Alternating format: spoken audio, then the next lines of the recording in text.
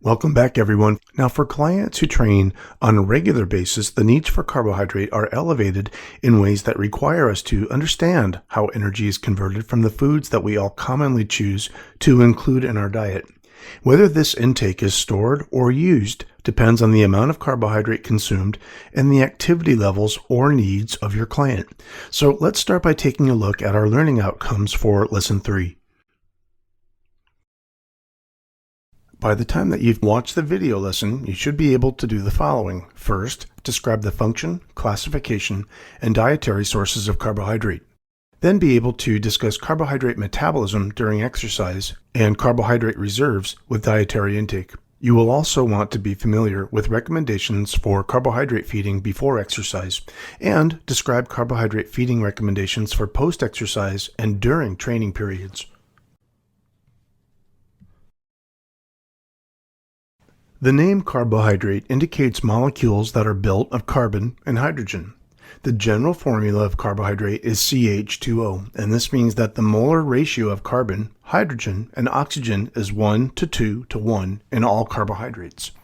Sometimes you will see this written as CH2ON, where N represents the number of CH2O units. For example, in glucose, N would equal 6. Thus, a molecule of glucose contains 6 carbon atoms, 12 hydrogen atoms, and 6 oxygen atoms, or C6H12O6. Glucose is formed during photosynthesis, and we obtain almost all of our carbohydrates from plants. Carbohydrates, however, can be found in all living cells. Carbohydrates have an important role in energy production and exercise performance, and they are the predominant fuel during exercise that's considered high intensity. Stored muscle glycogen, blood glucose, can provide and support up to 32 calories per minute during very high intensity types of training. You might already know that carbohydrate is stored in small amounts in muscle and in the liver, and since this can be completely depleted after a longer physical activity session and cannot be sustained for all physical activity that is extended in duration, we know that prolonged or strenuous exercise will require replenishment in a more acute sense, as in during the workout. Ingestion of carbohydrate can quickly replenish stored carbohydrate, and excess carbohydrate is converted into fat and stored in adipose tissue. Carbohydrate is an important component in the diets of active individuals because it's required for making glycogen, or what we call the synthesis of it, and for the maintenance of blood glucose or sugar levels during exercise. During intense daily training, the diet should provide the following levels of carbohydrate: 5 to 7 grams of carbohydrate per kilogram of body weight for individuals during periods of moderate training.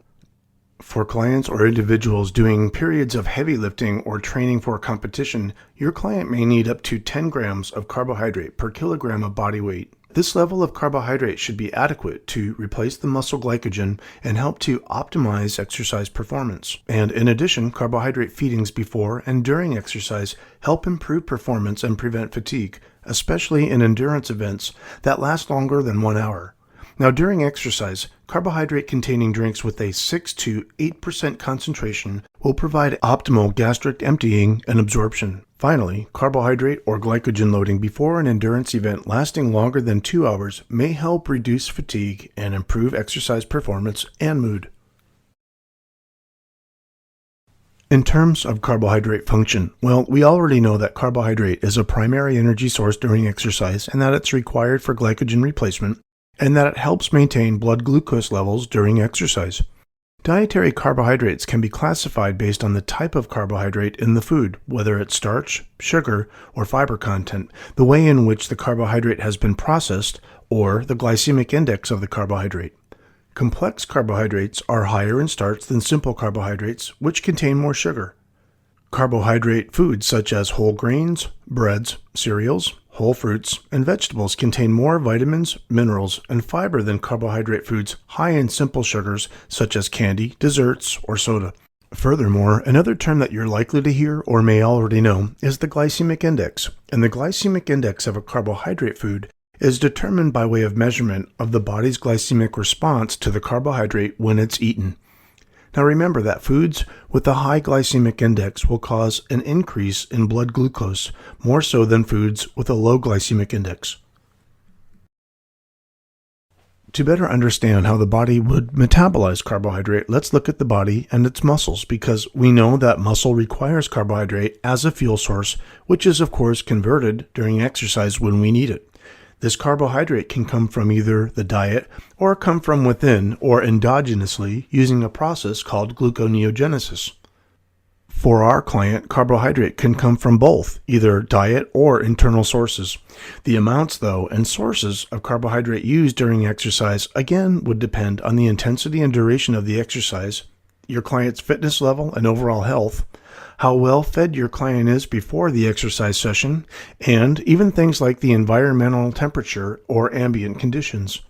The amount of gluconeogenesis, which is described in your lesson, that is available for our client to make more glucose that occurs during exercise would depend on your client's carbohydrate reserves, as well as the amount of carbohydrate provided before and during exercise, as well as the type, intensity, and duration of the exercise session.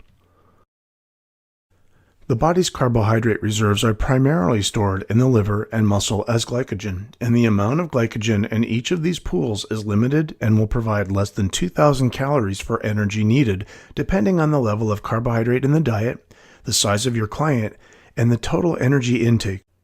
Activities that are considered high in intensity and longer in duration, as you might guess, would use more glycogen than those that are considered low-intensity exercise. Although high carbohydrate diets consisting of 55 to 65% of all energy can be safely recommended for athletes, most athletes consume between just 45 and 55% of their energy from carbohydrate, and this can fall short of what's needed. What do you suspect would happen to a client who has a limited amount of stored glycogen? If you guessed that your client would run out of steam or hit the wall, you're right.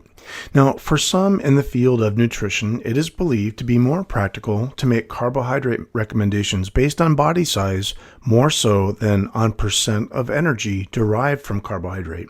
During high-intensity training, making carbohydrate recommendations closer to 10 grams of carbohydrate per kilogram of body weight may be more appropriate. Lower amounts are recommended for women and for smaller-framed men, but this also depends on the activities performed. The main goal of a pre-exercise meal is to make sure that your client is properly fueled for your programmed workout and to provide additional glycogen synthesis for the duration of a workout, to supply the body with glucose for use during exercise, and to help minimize fatigue during exercise. So carbohydrate intake has to be planned, or there may be insufficient energy for use during exercise. The pre-exercise meal, usually fed 2 to 4 hours before a workout session, can range anywhere from 150 to 300 grams of carbohydrate. It would also be moderate in protein and is lower in fat and fiber. This meal should be easy to digest, should be familiar to the athlete or client, and should not cause any gastrointestinal distress. If possible, lower glycemic index foods are recommended. If food cannot be consumed before exercise, carbohydrate-containing sport beverages or drinks are easy to digest and will provide the needed energy. Carbohydrate feeding during exercise complements the body's own carbohydrate reserves by providing additional carbohydrate to the working muscles and by helping maintain blood glucose levels, both of which could diminish fatigue. Carbohydrate feeding during exercise should begin early in the exercise session or event to ensure that adequate carbohydrate is available during the later stages of exercise. In terms of making a recommendation, your client generally should consume 1 to 1.5 grams of carbohydrate per minute during exercise. The main goal or purpose of the post-exercise feeding period is to replenish your client's muscle glycogen and to refuel their body for the next exercise session. The type and amount of carbohydrate fed depend on how soon the next exercise session will occur, and how quickly the body replaces muscle glycogen depends on the level of muscle glycogen depletion, the degree to which insulin would activate glycogen synthase, and the carbohydrate content of the post-exercise diet. In general, athletes should consume 1 to 1.2 grams of carbohydrate per kilogram of body weight immediately after exercise and every 30 to 60 minutes for about 5 hours following an exercise session. Within the following 24-hour period, the goal should then be to consume 5 to 7 grams per kilogram of body weight for those who are engaged in more heavier training regimens or those who are fueling for competition. Again, women may need lower amounts than men depending on body size and activity chosen. The foods we consume provide nutrients that will have one or more physiological or biochemical functions within our body. Nutrients are usually divided into 6 different categories: carbohydrates, fats, proteins, vitamins, minerals, and water. And the focus of this lesson has of course been on carbohydrate. But functions of nutrients include promotion of growth and development, provisions for energy, and regulation of metabolism. Among the several different classes of carbohydrates are starches, sugars, and fiber. And we all know it's important to understand the implications of consuming the proper amount of fiber. Fiber, although it's not absorbed, has several important functions, including maintaining normal gut or GI function. Recommended intake for most people would be around 30 to 35 grams of fiber per day, depending on your reference or source of information. But the typical fiber intake in Western countries is only 14 to 15 grams per day. Knowing how fiber affects your client depends on your knowledge of digestive actions and the amount that your client consumes each day. And this is true for all nutrient intake related to your client, and only then can you provide direction and support for a client who trains with a specific goal in mind.